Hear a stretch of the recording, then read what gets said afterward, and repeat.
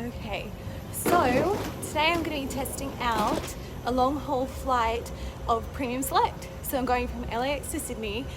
I've done this flight in economy before and I've done it in Delta One. So I'm going to try Premium Select and see if it's really worth booking. So I've watched some reviews on this, but no one really showed what it was like to sleep in it. So we're going to have a look for ourselves. Here you can see you're right next to the first class cabin and you share the same bathroom in some cases. The Premium Select cabin has its own dedicated flight attendant, so you will feel that you're getting a slightly more personalized service. The walkways, as you can see here, are quite narrow and are difficult to get your roller bags through. Your personal air conditioner is pretty high above your head. You'll see in a moment that the man sitting next to me had to stand up just to reach it, so good luck if you're on one of the outside seats because it is a 2-4-2 configuration and will be quite tricky to get to. As you can see from this nighttime walkthrough, it is still quite cramped and not at all spacious like first class.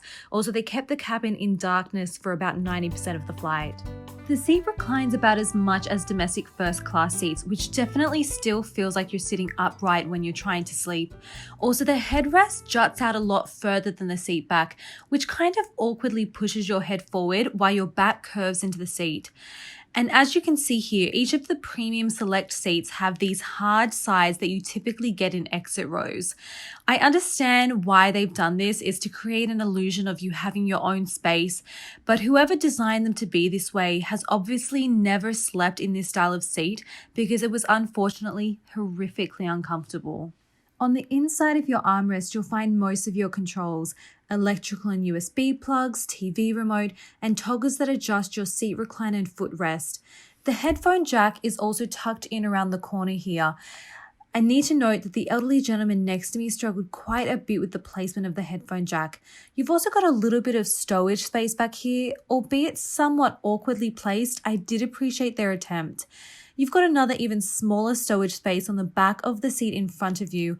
I would advise not even putting your phone in here, as I witnessed people struggling to get their phones out again. The seat back pocket was smaller than usual, and if you're in the bulkhead seat, the magazine pocket on the wall in front of you unfortunately holds nothing other than the magazine they put in there. Here you have the armrest that provides a little bit of distance between you and the next passenger, all to again create a sense of having your own space. In a regular non-bulkhead seat, your electrical outlets will be in front of you as opposed to on the side of your armrest. I was quite confused by the design placement of the remote control, as it was half covered by the seat at all times, making it really quite tricky to get out.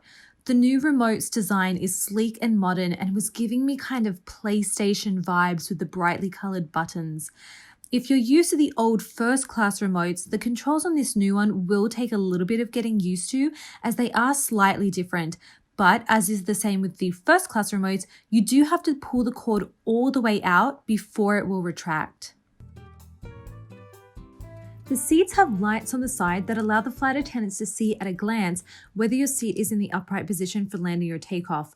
The light will turn green when the seat is fully upright, so there's no way you can sneakily have your seat reclined. The seat reclined buttons seemed like you had to press them fairly hard, and the footrest was a little bit tricky to work out. I ended up manually pushing the bottom part of it down.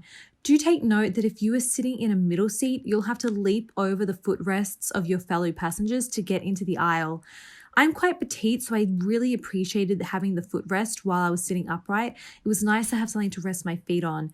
But at 5'4", I barely knew it was there once my seat was reclined. It would have been great if you could raise it up even further, like the footrests in first class, but I suppose that would make it even harder for other passengers to get around your seat, so I totally understand why they couldn't do that. For reference, at 5'4", this is how much legroom you get in the bulkhead seat, a huge amount of room.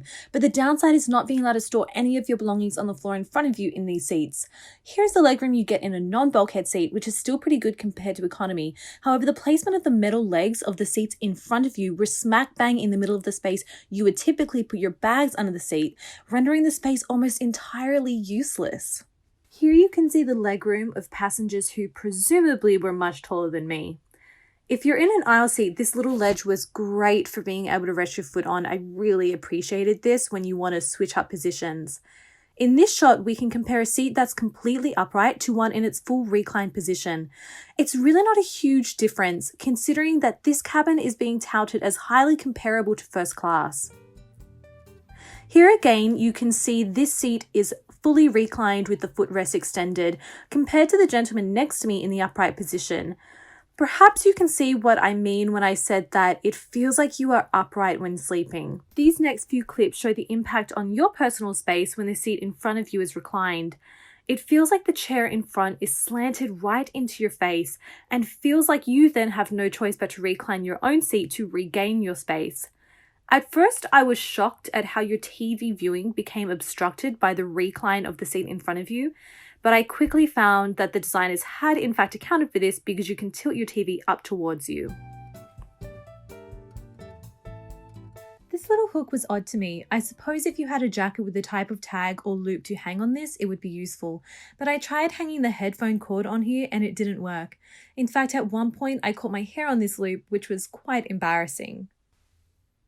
In this cabin, all seats have tables that eject from the armrest. I loved the option to only half fold out your table but still have a cup holder.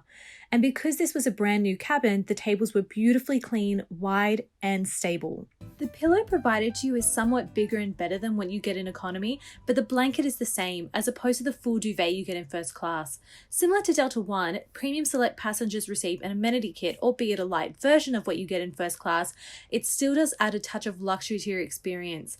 The pouch includes socks, an eye mask, moist hand towel, toothbrush and paste, and a lip balm that honestly was more gloss than balm. You get the same noise-cancelling headphones you get as first-class passengers, and honestly, these are great when you want to sleep because it blocks out all of that unwanted airplane noise.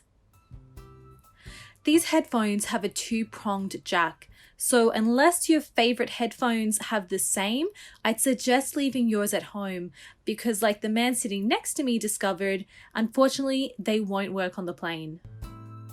Fairly early into the flight, you can choose from a selection of drinks. Pro tip, no matter where you're sitting on the plane, always ask for a can of whatever drink you're ordering as opposed to a cup. The flight attendants aren't fazed at all by it and you'll get a little bit extra. Also, they give everyone a little bag of nuts as a precursor to dinner. Delta One gets the same thing, only theirs is in addition heated. The menu will differ slightly from first class and your appetizer, main and dessert come all at once and on the same platter, but you get served on the same beautiful dining ware with a lovely weighted set of cutlery. This is where Premium Select intersects most closely with Delta One. As is obvious, the meal is at such a deliciously higher standard than that which you'd receive in economy. The mid-flight snack, however, was a rubbery egg on an oily croissant that I wasn't too impressed by. The granola that I selected for breakfast had a bit of a burnt taste to it, but the cinnamon butter that came with the breakfast croissant was delicious and added a lovely luxurious touch. I did a round trip in Premium Select, so you're seeing a few different menu options.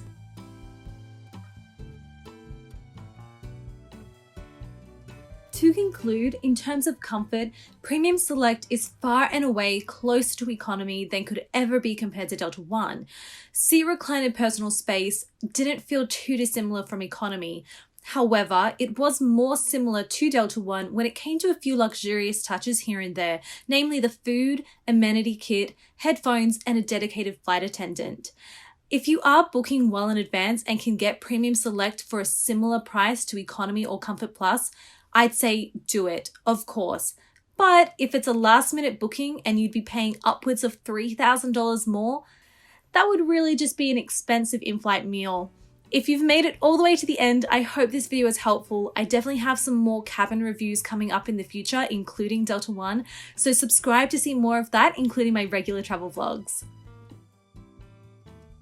Just made it back into Sydney and the airport train cost $18.50. You know how much the airport train in New York City costs?